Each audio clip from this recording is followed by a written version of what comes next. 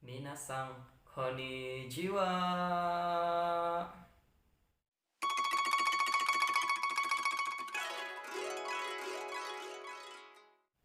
Welcome back to my YouTube channel Lost for Days. Before it, don't forget subscribe, please like and share, okay? Baik, kembali lagi dengan saya. Pada kesempatan ini kita akan belajar bahasa Jepang. Nah, yang mana pembelajaran pada saat ini belajarannya lebih asik dan lebih menarik pada sebelumnya. Kenapa? Karena pada sebelumnya kita sudah membahas tentang huruf hiragana, huruf katakana, huruf kanji, kata sifat, kemudian kata benda, kata kerja, dan lain-lainnya. Tapi pada kesempatan ini kita akan belajar, yaitu ini sangat menarik sekali untuk dibahas. Dan teman-teman semua, jika benar-benar ingin mempelajari bahasa Jepang, mahir di dalam bahasa Jepang, maka teman-teman harus mengikuti pembelajaran video ini, karena ini sangat penting sekali untuk belajar bahasa Jepang. Nah, pada kesempatan ini kita akan belajar yaitu partikel-partikel di dalam bahasa Jepang. Mungkin video sebelumnya teman-teman sudah melihat salah satu partikel di dalam bahasa Jepang. Namun pada kesempatan ini tidak jauh lebih asik dan lebih menarik lagi, karena selanjutnya kita akan membahas yaitu tentang partikel di dalam bahasa Jepang, yang mana partikel sebelumnya sudah saya bahas. Nah, pada kesempatan ini maka saya akan membahas tentang partikel kembali, kelanjutan yang kemarin itu. Namun partikel yang ini sangat menarik sekali dan sangat luar biasa sekali. Mau tahu partikel apa? Kalau teman-teman ingin tahu, lihat video penjelasan saya nanti mengenai partikel tersebut, kemudian bagaimana cara penjelasannya. Karena partikel ini lumayan agak menguras otak, tapi ya kalau teman-teman ingin mahir di dalam bahasa Jepang ya harus menguasainya.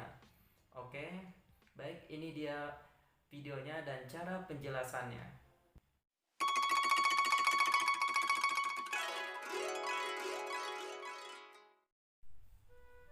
Nah, pada kesempatan ini kita akan belajar yaitu partikel ga.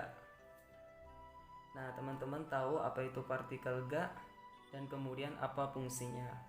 Jadi partikel ga memiliki banyak fungsi sekali ya teman-teman, yaitu satu, menunjukkan subjek dan kata bantu dari kata kerja intransitif. Nah, teman-teman sekalian, ini contohnya ya. Ame ga furimasu artinya adalah hujan turun. Kemudian contoh yang lainnya ya. Bukka ga agarimasu artinya adalah harga barang-barang naik. Nah, itu contoh yang pertama. Kemudian fungsi yang kedua yaitu menunjukkan keberadaan sesuatu. Bentuk ga arimasu artinya adalah benda mati. Kemudian ga imasu artinya adalah makhluk hidup. Nah, untuk membuat teman-teman sekalian lebih paham dan lebih mengerti, ini beberapa contohnya ya. Baik, contohnya adalah Chodo asoko Nihongo gakko ga arimasu. Artinya adalah persis di sana ada sekolah bahasa Jepang.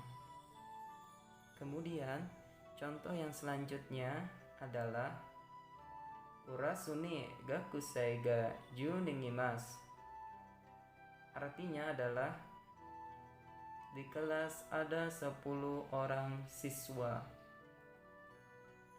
Nah, kemudian fungsi yang ketiga adalah menunjukkan kata ganti tanya berfungsi sebagai subjek.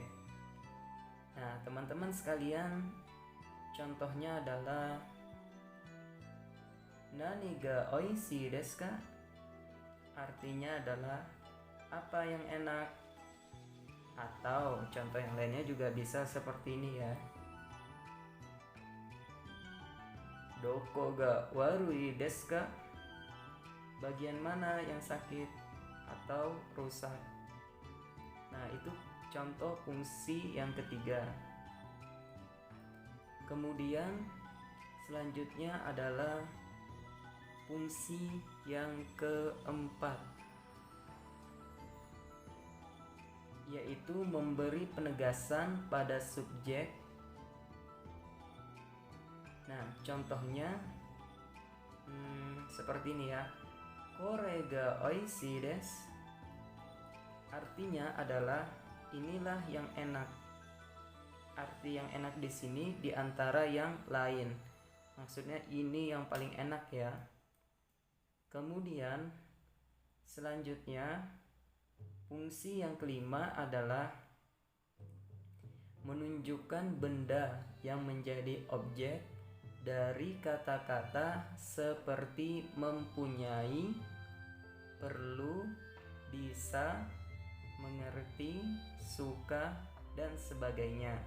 Contohnya nih seperti watashi wa hon ga takusan arimasu. Artinya adalah saya mempunyai banyak buku. Kemudian contoh yang lainnya, Nihongo ga sukoshi dekimasu. Artinya adalah saya dapat berbahasa Jepang sedikit. Nah, kemudian contoh yang lainnya nih, Aigo ga wakarimasu ka? Artinya adalah apakah Anda mengerti bahasa Inggris? Atau contoh yang lainnya adalah Anata no koto ga suki desu. Artinya saya suka kamu. Kemudian fungsi yang keenam adalah menunjukkan memiliki sifat atau keadaan. Nah, contohnya adalah Zo wa hana ga nagai desu. Artinya adalah gajah belalainya panjang. Kemudian Koko wa keshiki ga kirai desu. Artinya adalah di sini pemandangannya indah. Nah, kalau teman-teman sudah melihat semua beberapa fungsi tersebut, jadi kesimpulannya adalah partikel ga memiliki banyak fungsi. Pertama, menunjukkan subjek dan kata bantu dari kata kerja intransitif. Kemudian yang kedua, menunjukkan keberadaan sesuatu. Bentuk ga arimasu artinya adalah benda mati. Kemudian ga imasu artinya adalah makhluk hidup. Kemudian yang ketiga, menunjukkan kata ganti tanya berfungsi sebagai subjek.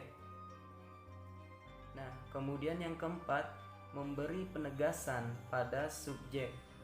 Kemudian yang kelima, menunjukkan benda yang menjadi objek dari kata-kata seperti mempunyai, perlu, bisa, mengerti, suka, dan sebagainya. Kemudian fungsi yang keenam adalah menunjukkan memiliki sifat atau keadaan.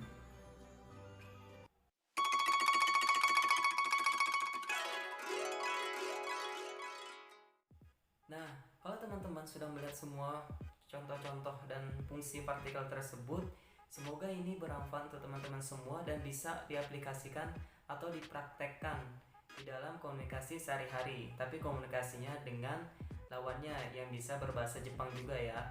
Kemudian teman-teman jangan lupa silahkan komentar di bawah kolom komentar ini jika ada pertanyaan, dan kemudian silahkan di like and share karena jangan mau pintar sendirian, oke?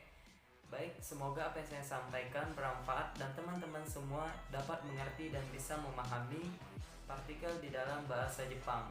Nah, saya anjurkan kepada teman-teman semua untuk menonton video saya yang sebelumnya. Partikel yang pertama saya jelaskan karena jika terus diteruskan tapi tidak tahu fondasi awalnya, maka itu akan membuat teman-teman semua bingung nantinya. Makanya harus berurutan ditontonnya ya, karena saya pun menguploadnya dengan berurutan. Pokoknya semangat terus, oke? Baik, sekian saya akhiri. Arigatou gozaimasu.